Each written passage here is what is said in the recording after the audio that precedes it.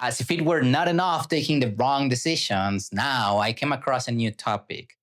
We need to be careful about the things that we decide not to do, because if those are hard things that we're walking away from, we're sending a message to our subconscious mind that we're not strong enough to deal with difficult situations, with hard tasks.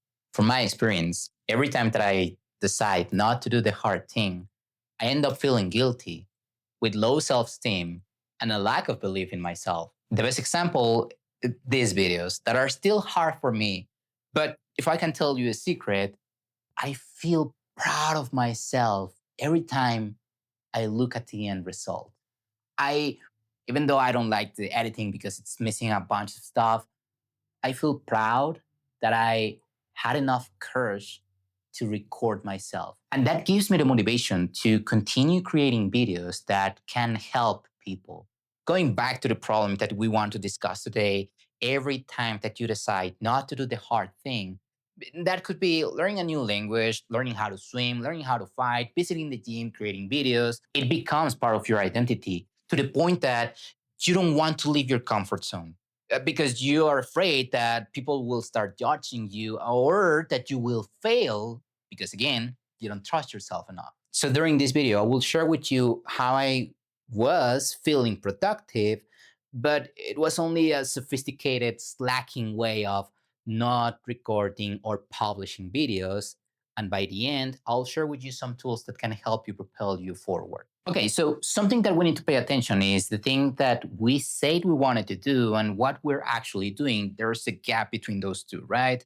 And so I had this goal of producing a lot of videos, and I was busy just crafting endless scripts which never saw the light. I used to hide behind the excuse that I needed to learn more and know more before I could put myself in front of a camera. But I learned that I don't need to be an expert. I'm just a human, just like you. And as a human, I'm also filled with excuses. I'll do it later. I don't have the time today. I don't have enough equipment.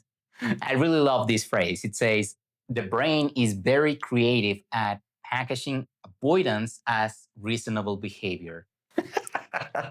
And that's a little bit funny because I would sit and say, I'll make this video great and I'll add a lot of video effects and lights and sounds and music. And then all of a sudden I had a lot of responsibilities and things to do. And instead of having 3 hours to edit a video, I ended up with having only 10 minutes and then I'll just publish, right? Sounds familiar? Every time you say you're about to study English, every time you say you want to do something and then you find another excuse not to do it. And then we realize that we don't have to negotiate with that voice. One of the things that we can do to not negotiate with ourselves reminds me of when I want to wake up early and then when the alarm sounds, I don't want to wake up and I start negotiating 5 more minutes, 10 more minutes.